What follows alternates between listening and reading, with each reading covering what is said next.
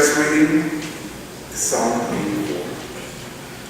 How lovely is your dwelling place, O Lord of hosts. My soul longs, indeed, it faints for the courts of the Lord. My heart and my flesh sing for joy to the living God. Even the sparrow finds a home, and the swallow a nest for herself, where she may lay her young at your altars, O Lord of hosts, my King and my God. Happy are those who live in your house, ever singing your praise. Selah. Happy are those whose strength is in you, in whose heart are the highways of Zion. As they go through the valley of Baca, they make it a place of springs. The early rain also covers it with pools. They go from strength to strength. The God of gods will be seen in Zion. O Lord, God of hosts, hear my prayer. Give ear, O God of Jacob, Selah. Behold our shield, O God. Look on the face of your anointed. For a day in your courts is better than 1,000 elsewhere. I would rather be a doorkeeper in the house of my God than live in the tents of wickedness. For the Lord God is a sun and shield. He bestows favor and honor. No good thing does the Lord withhold from those who walk uprightly. O Lord of hosts, happy is everyone who trusts in you.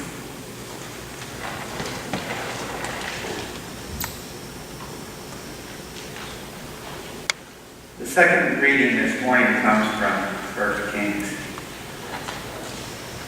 Then Solomon assembled the elders of Israel and all the heads of the tribes, the leaders of the ancestral houses of the Israelites before King Solomon in Jerusalem, to bring up the ark of the covenant of the Lord out of the city of David, which is Zion.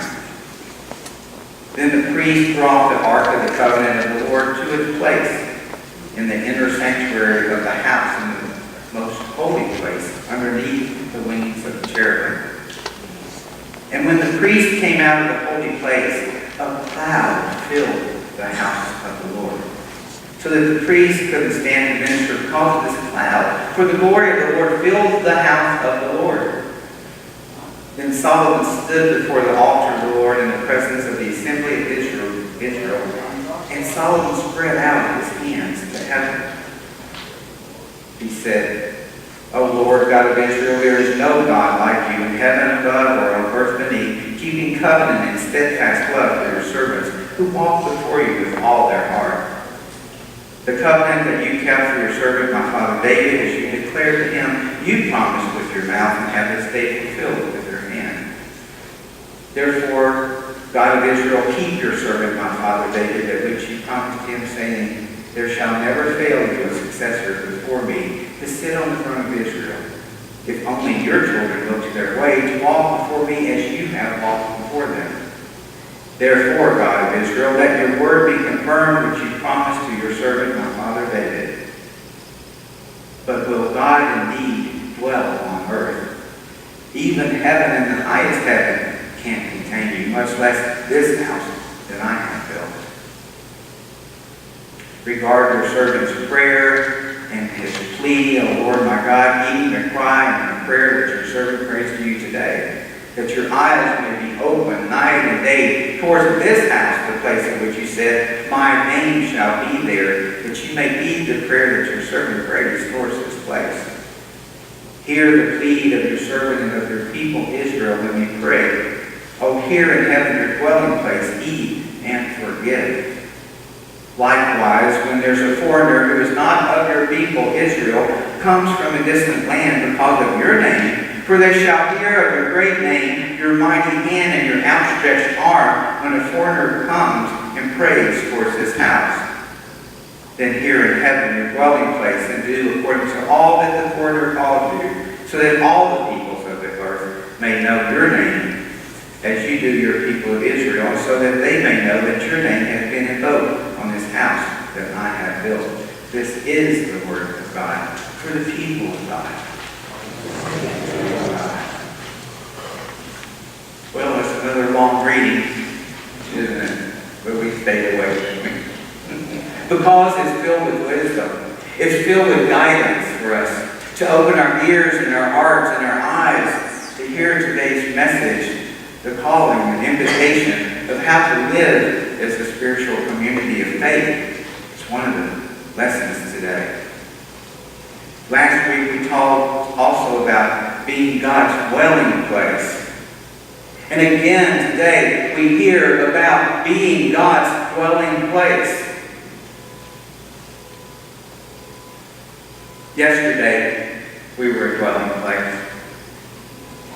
Local charity Poverello. And what they do is they feed. Their entire mission is to feed people who don't have food, who have terminal illnesses.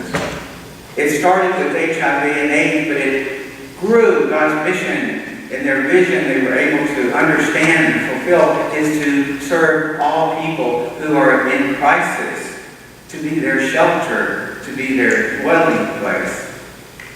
Well, they came to us and they asked if we would host their pet pageant. They wanted to have this fundraiser, and you know how we love pets.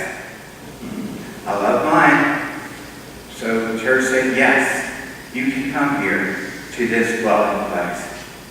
Yesterday, 150 people probably filled the social hall, and all kinds of dogs and big dogs and little dogs. The category that touched my heart the most was the category, out of 22 categories, of the best disabled dog.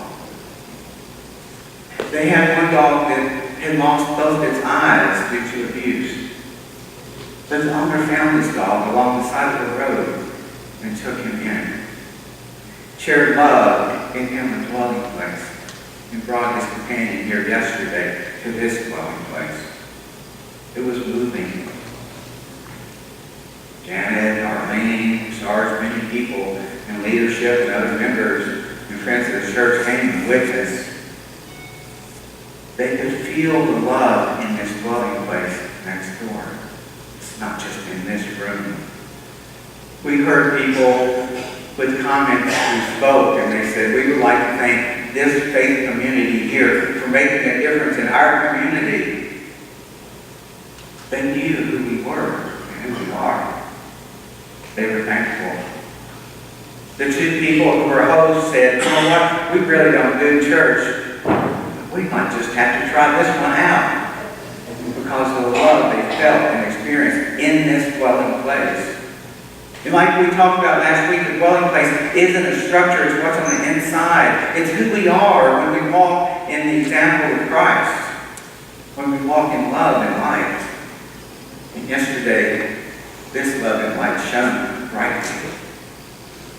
They raised thousands of dollars as far as I know, and they asked when they can come back to this dwelling place. It was incredible.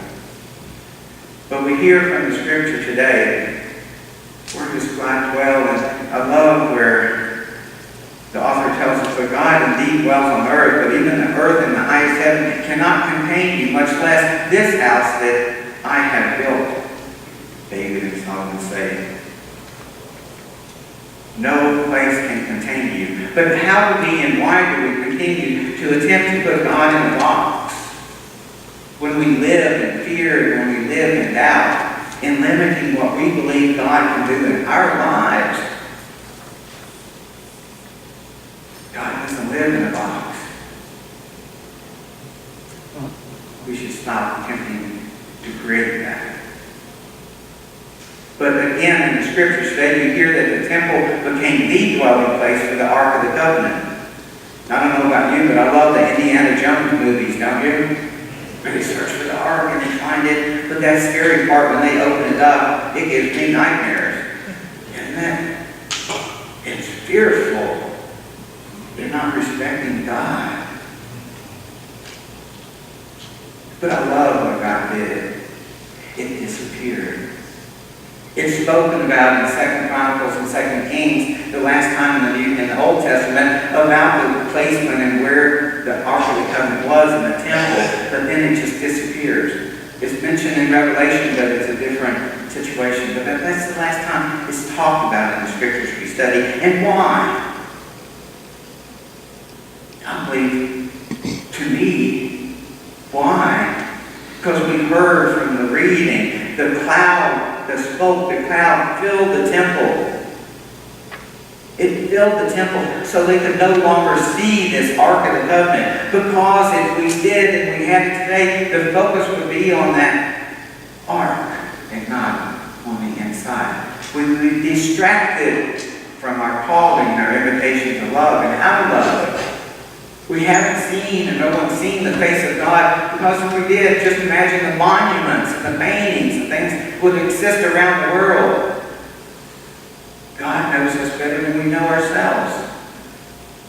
I want you, he says in the scriptures. He teaches David. He teaches David how to lead with help stay focused. And last Sunday, when God said, David, Solomon, what can I give you? What can I, the Lord God, give you? What does Solomon say? His reply is, give me wisdom. Give me wisdom to lead your people, he says. Incredible. God cannot be limited to heaven and earth, we're told. But we try to put God in a box, like I said. In God's ability to heal even, we limit what healing means. Physical healing or spiritual healing means that nothing can touch us. Nothing. When Paul was in prison writing the letters to the 7 epistles to the churches that we've gone through the series talking about, nothing touched him because it did not affect his faith. If anything, it made him stronger as an example for us. And at that time, he was in his dwelling place, in the prison. Last night, on the way home from an event, 10:30 or 11, I'm riding in the car with friends, and you know me, I kind of check on my Facebook, like I do occasionally. And I saw the posting that Senator John McCain had passed. And I told the other people in the car, they were shocked. We know he discontinued brain cancer treatment, but it's still real. It still is a loss. It feels like a loss. It is a loss to the world. Because Senator McCain shared with the world, through his leadership, how to lead. He was a prisoner of war from his time, said 5 to 6 years in North Vietnam. That was his dwelling place. But it didn't destroy him, no. It made him stronger. And then his dwelling place, of all things after surviving that, think about it. God, what are you doing? Washington, D.C., really? But God knew his calling and his strength. And the man taught us about, we don't always agree about his politics, and it's not about political party, but he taught us how to be honorable and how to serve. He set the example of respect and love, dedication and courage for us all. And what's interesting, even people who disagree adamantly about what's going on this day politically and all, it's interesting how we're coming together as a country to honor and respect him. And look what he did with his daughter. Beautiful, strong, vibrant leader. He set the example for her. It was truly, truly amazing. So we pay tribute to this American hero today. He's in his final resting place, dwelling place, heaven. He's healed. This dwelling place, it just keeps coming up in the last 2 Sundays. In the lectionary reading, the dwelling place, what are you trying to teach us and show us, reveal to us through the cloud of smoke, Lord? What are you trying to teach us? What do you want us to hear? In the year 2002, I was in my new dwelling place, coming out of 23-year partnership, a career change, being a business consultant, coming to being an executive director of a local church here in Fort Lauderdale. Lord, this is through all these transitions in my life, you have brought me to this new dwelling place, in a place I never thought would be possible, ever. One day the pastoral staff goes to lunch all together against my direction, because we need a pastor here in case someone drops by, but they went to lunch together. The doorbell rings. Like, okay, I'm working on my spreadsheet, but okay, I'll answer it. And I walk down the hall and open the door, and down on the step, there's a young man. And I'll never forget his face. Shiny black hair, just shone, dark, black, beautiful, innocent young man, 18, 20 years old. And he says, "Mister, can gay people go to this church?" Those were words from his mouth. And I said, "Well, you don't have to be gay to go to this church. All people are welcome. All people. You come in. I'll sit with you. The pastoral staff will be back. They'll return for lunch. Then they'll talk to you about what we do here, who we are." But we sat and spoke. At 16 years old, he came out to his family. And he says in his broken English, "No longer my family touched me, no hug." They disowned him. He left Poland and traveled to this country. He was looking for a safe haven, a dwelling place, a place to be welcome. He said, "I've tried other churches, they don't accept me." He said, "But one thing my grandfather always taught me was to seek out a church wherever I am." He felt lost. In a foreign land, we hear the language is about being a foreigner in a foreign land. And what do the scriptures tell us? To open our doors to the foreigner, to be hospitable, to be loving, to be kind, to be generous, to hug them. He found his dwelling place. 2 months later, I'm at Walmart at Powerline in Atlantic at like 1 a.m. doing my shopping. Going around the corner of the aisle, you know how the aisles are so busy, and all of a sudden my shopping cart crashes into another one. I thought, oh boy. And I look up and there is Levi, the same young man. I look in his shopping cart, and what he has is an ironing board and things like you were setting up a place to live, an apartment or something. Thinking, wow, how are you, Levi? He says, "Oh, Mr. Rogers." He says, "You will never believe what happened. I've been attending the church, I've become involved, but I have a job. I'm a bank teller. I have a place to live now. I'm setting up my place to live." And he looks at me and he says, "And I have a boyfriend." Oh. He was a different young man. He was transformed. He knew that God was with him to help change his life. That's what we're called to do as a community of faith. To be God's hands and feet and love on this planet. Yet we complicate it every day. It's not difficult.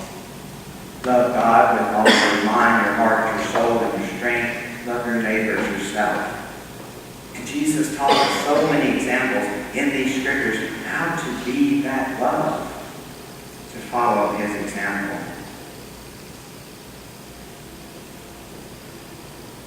Dwelling place. And it's just I can't get it out of my mind about the dwelling place. Last night even I'm thinking about the Wizard of Oz, go figure. Now thinking about that house, how we went through the tornado, and when it landed it was crumbled and it was all shaken apart, and you knew it was done. It was done, their dwelling place. Dorothy in her life, she thought, that's my dwelling place, and it's gone. I'm lost, I'm in a foreign land. But God revealed Himself through an amazing task. People and other images from her family appeared and helped and guided her, helped her realize that she had the power all along within her. What a powerful movie. What a powerful message. And the wicked witch at the end, and most people because it's garbled, and as she's melting, she says and she cries out, "Who would have ever known that a little girl like you, an innocent little girl, could take away my wickedness?"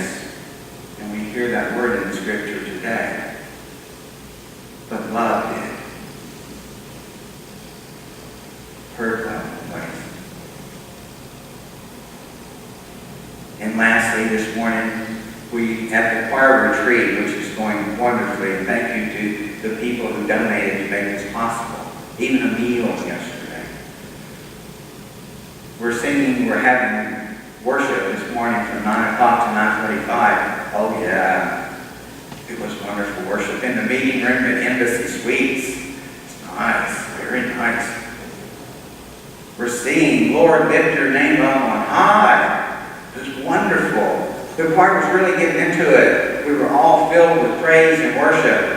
And that praise and that worship and that love penetrated the wooden doors of that banquet room, went out into the hall and brought people in. The door opened. And two men appeared, and they walked in, and they shut the door behind them. Ginger walked over with the bulletin and gave it to them so they could sing along and praise and worship God.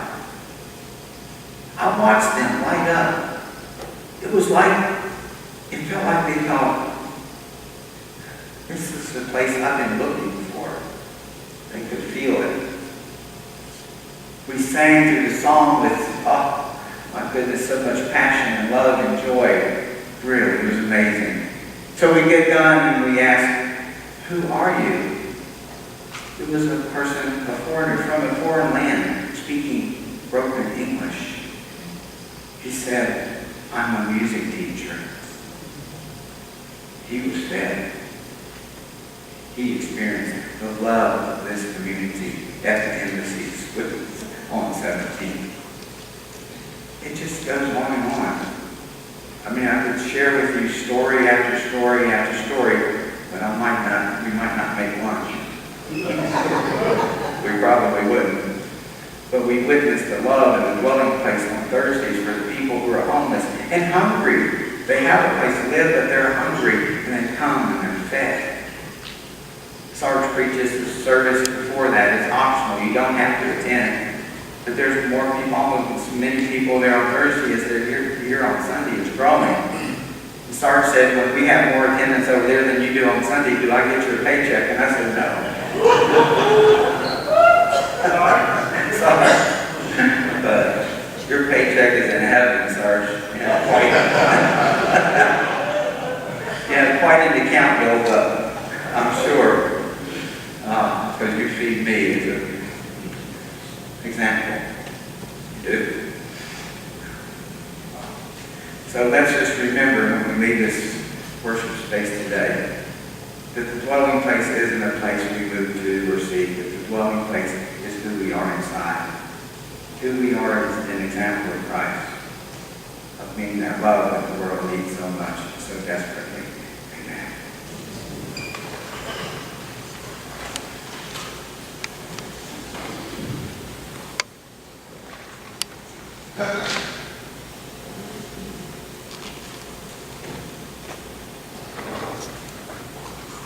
This morning before we pray, let's just take a moment to look around this safe dwelling place.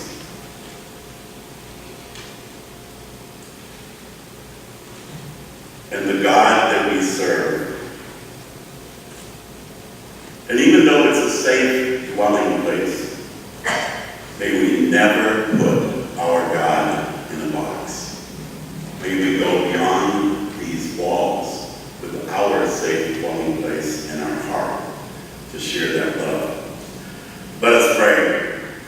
Lord, you have been our dwelling place throughout all generations. Before the mountains were born, you brought forth the whole world. From everlasting to everlasting, you are God. We live in your house and give you praise for the shelter you so lovingly provide. Your presence washes over us and lives within us. As always, we pray for our youth. May we care for the youth and love them the way that Jesus demonstrated for us. May we be the example that Jesus taught us. We pray a special prayer for our world leaders. May they find the joy that you provide in all others. May they make decisions with love as the foundation of their words. We pray for those with special challenges today, and now we speak their names out loud.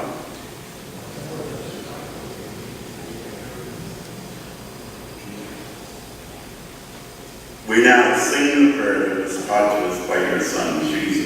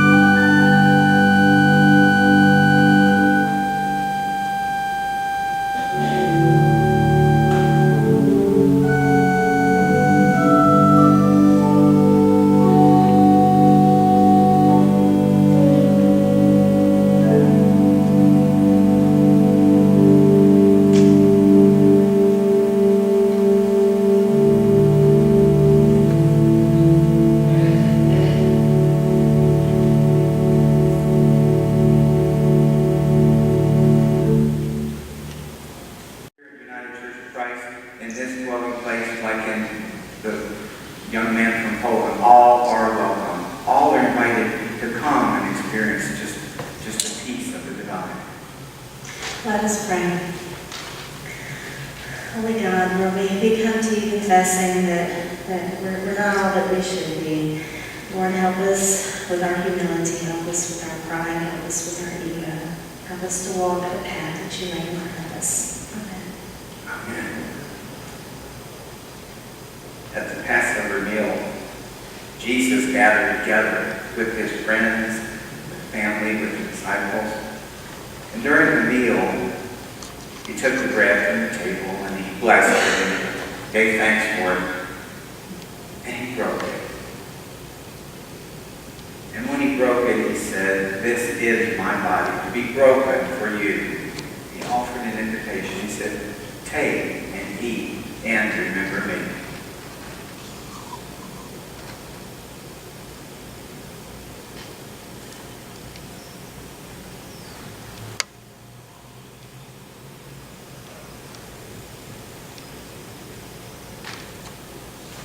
Then he took the cup, and when he had given thanks, he gave it to them, saying, "Drink from it, all of you. This is the new covenant." Let us pray. Loving God, we thank you for the grape and the grain, both of your creation, Lord. We thank you and we ask you to bless both, so that they become the essence and the very presence of Jesus himself for us here today. It's in his name we pray. Amen. The table of our Lord is now set, and providing forgiveness, strength, wisdom, compassion, and grace. All are invited to experience Jesus. So I invite you just to take a breath. Breathe in the very breath of God. Let it fill your lungs, your body, your spirit, and prepare your hearts to experience the divine. Well, you never want me to stand up here. Uh-oh, you're in trouble now.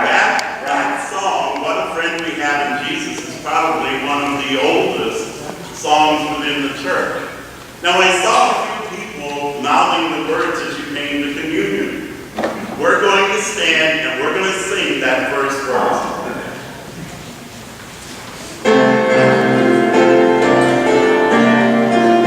What a friend we have in Jesus.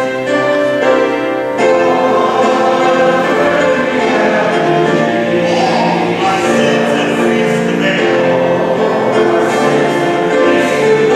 What a friend it is to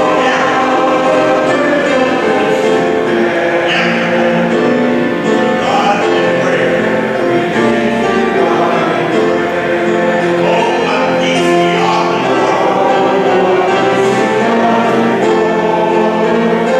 Oh, what needless pain we bear. And it's all because we do not give everything to God in prayer.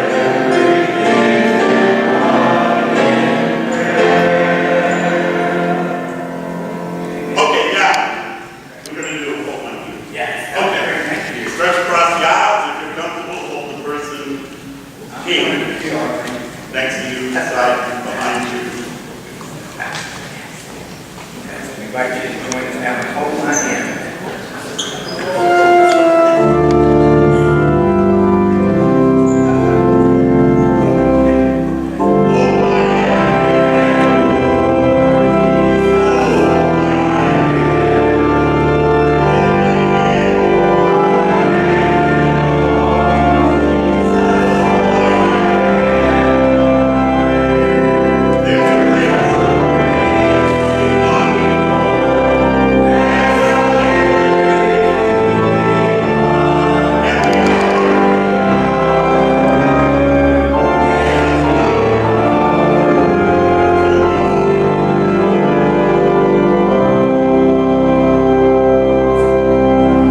Stay where you are. Don't move yet, because as we leave this house of worship, let us remember in this world our hands are, our feet are, and our words are.